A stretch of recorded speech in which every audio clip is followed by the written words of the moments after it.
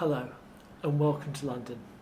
In this video we're going to start to explore another of these perspectives on the source of competitive advantage. And in this case, IBM is a great example of a firm that gains advantage in this way. If you remember, we're working our way around this model where different theories of strategy make different assumptions about where competitive advantage comes from. Some argue that it comes from the activities of the firms, others argue it is based in the resources the firm possesses. And then there's another dimension about whether or not competitive advantage is stable over time, or whether you need to change the basis of competition to retain that competitive advantage. Now, in this study unit, we're looking at the bottom left-hand corner. So here, competitive advantage comes from resources, but unlike the resource-based view, we have to keep creating new resources and competencies. That means we're creating new competitive advantage as time progresses. So competitive advantage is based on an ongoing series of resource advantages. Now, if you remember, when we looked at the resource-based view, advantage came from possessing bundles of resources within the firm, core competencies as we called them.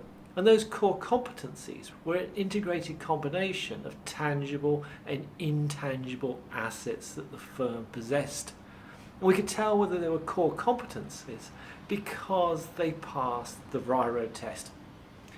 Now, the resource-based view came in for criticism because it provided little guidance on how managers would build such competencies and how did the firm respond to changes in the competitive environment, especially in more turbulent, high-velocity environments. Now, responding to that criticism of the resource-based view, theorists such as Thies and Pisano came up with the concept of dynamic capabilities. Now, dynamic capabilities are the firm's consistent ability to integrate, build, and reconfigure its competencies to address rapidly changing environments. So applying competencies the firm has developed sooner or more astutely than others can, and so through that gaining a sequence of temporary competitive advantage. So in the resource-based view, you attained competitive advantage through a set of competencies that you possessed, whilst in dynamic capabilities you are gaining competitive advantage but holding those only for a short while before, as competitors imitate you, you create and move on to new sources of advantage. So effectively, coming back to our model of competencies, allowing the firm to deliver things that customers want and therefore serve multiple markets. Dynamic capability is how you use those competencies in a different way. You discover new ways to use those competencies, stretch those competencies and resources into new markets, create new competencies, and then move the firm on. So leaving behind competencies that are no longer valuable and provide an advantage. Now, just a quick aside on the literature here. Now, we saw in the videos about RBV that J. Barney talks about advantage coming from resources, and he tends to talk about single resources providing advantage over the foreseeable future. He says competitors have given up trying to copy those resources that passed the VRIO test. Now, Thies, with his various co-authors, including Pisano, talk very much about dynamic capabilities. So those routines, those consistent routines that act upon that portfolio of competencies. In between, Prahallad and Hamill, in their famous paper, The Core Competence of the Corporation, actually straddle the two views. In the first half of their paper, they adopt a view much closer to where Barney is, but talk about bundles of resources as being the source of competitive advantage.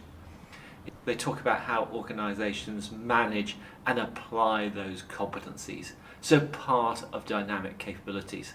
So see that Fahad and Hamill paper as straddling the two views of the basic RBV theory and of dynamic capabilities.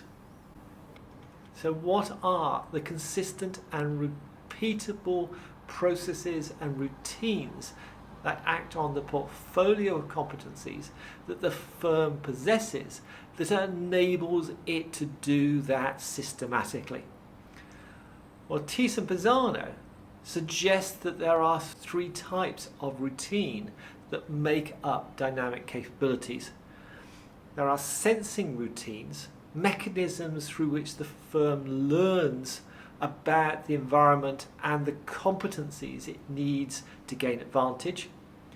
There are seizing routines, routines which are about managing and deploying the portfolio of competencies and resources the firm already possesses. And there are transforming routines which enable the firm to gain new competencies and eject competencies that it no longer needs. Let's just step through each of these to explore more about what we mean. We start with learning.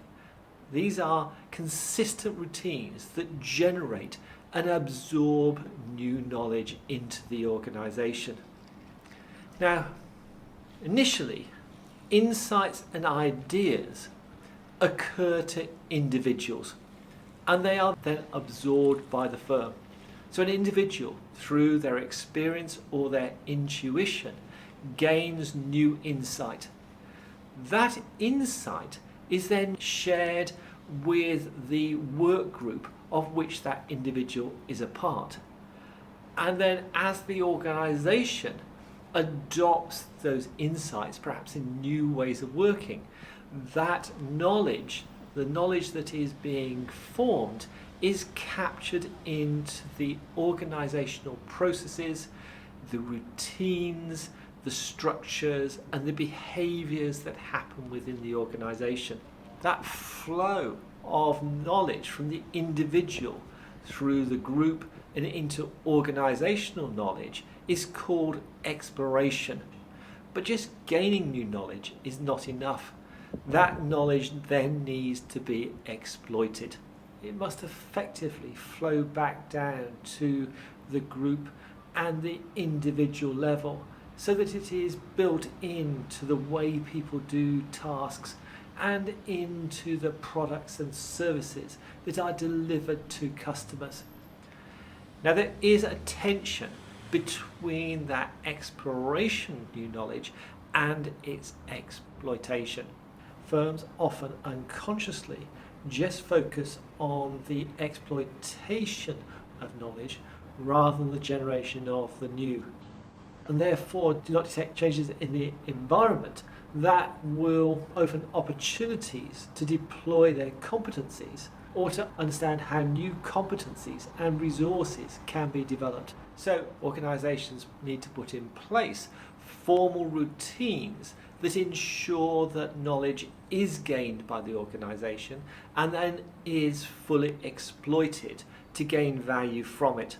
So the routines that you'll see within the organisation will be about, firstly, maximising individual exposure to learning opportunities. Perhaps secondments to external organisations such as partners or voluntary organisations. The hiring of new staff, a process to ensure that the knowledge they bring into the organisation is shared. And also scanning of the environment, perhaps by the strategy team or by using external consultants and think tanks to bring in new knowledge that challenges the way in which managers currently think about their environment. So encouraging knowledge generation at the individual level. But that's not enough.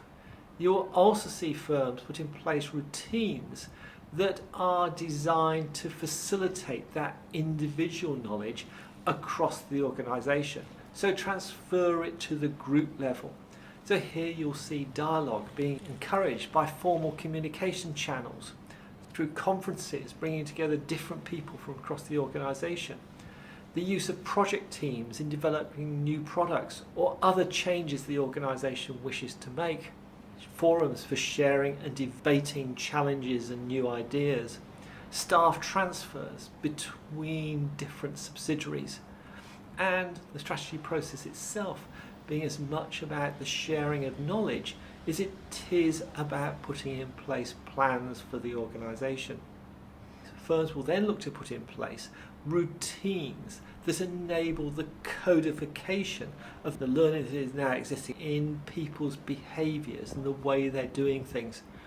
So codification into the adjustment of organisational structures to reflect the ways of working that are developing, the appointment of specialist teams with specific expertise or particular focus, living policies and procedures that are being constantly updated and made available across the organisation. All these routines designed to ensure that the knowledge that has been generated is codified at the organisational level. Turning to the exploitation of knowledge, this is all about the seizing of opportunities and the generation of new competencies. So takes us in to our other two types of dynamic capabilities. So turning our attention to the second of those types of dynamic capabilities, the managing or seizing routines that the organisation has. Now these are all about the integration of competencies and the allocation of resources to different parts of the business. Now in traditional organisations, typically you'll see arrangement like this, where subsidiaries of the business report to a headquarters, with each strategic business focused onto a particular market or product area, and the managers in those individual business units being focused onto the performance of their business. Now as a result, the flow of information and resources across the organisation tends to be blocked by both the processes and behaviours in those strategic business units. If your task as a manager in terms of performance in a particular area, that is where your focus is going to be.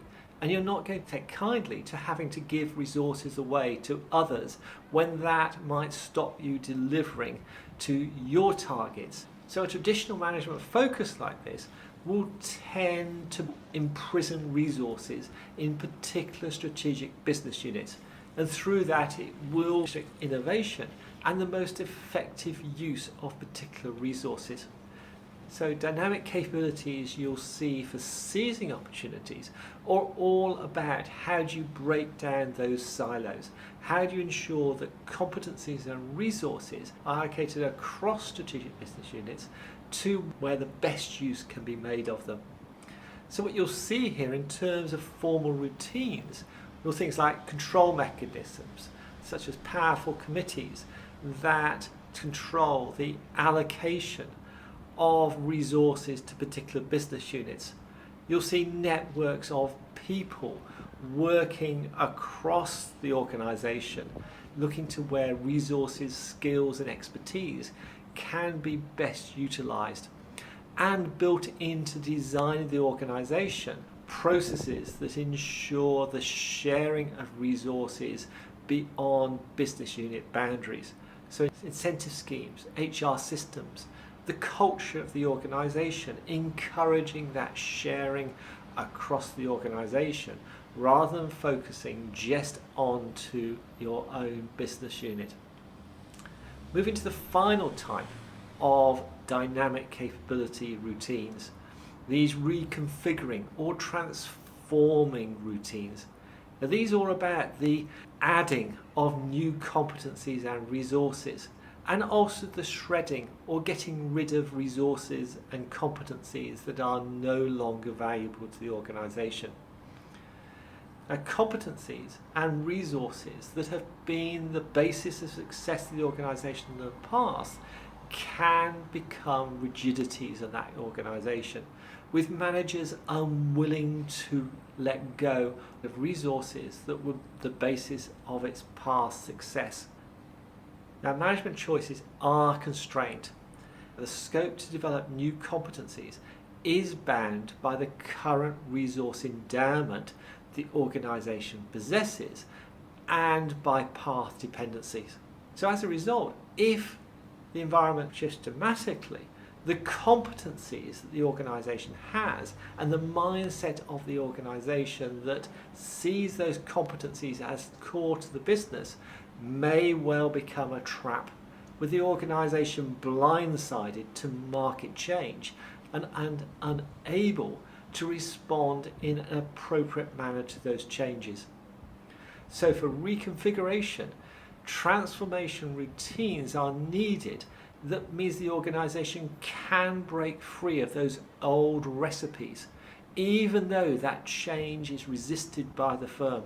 Now, those routines are not just about bringing in resources themselves, they're about unlearning and the adoption of new mindsets and knowledge by the organisation. The routines you see in this space are a mix of incremental and step changes. So in terms of step change, you'll see routines around radical innovation, around research and development, about strategic alliances and working with a portfolio of partners, and also around mergers and acquisitions that are focused on bringing resources into the business. You'll also see routines that are looking to overcome the inertia of people in the organisation. And within that, a recognition that the leadership of a firm may need to change to allow the firm to move to a new configuration of competencies. In the next video, we'll look at some specific examples of firms who have these dynamic capabilities and what these routines actually look like on the ground. Now, like all theories, dynamic capabilities has its critiques, and in particular in this case, critics highlight how almost anything can become a dynamic capability. Certainly is true if you don't define it correctly, but as dynamic capabilities are simply processes and routines, the question is, what stops others just doing the same thing? Can you always be more astute and quicker in the application of those routines and processes than others? And therefore the argument goes, therefore the criticism goes, that really doesn't dynamic capabilities just drop back on the advantage is still based on the resources you have, so you need the RBV theory, or you need to align all the processes and activities the organisation does, and so you're back into Porter's activity-based theory. So let's just sum up dynamic capabilities and this video.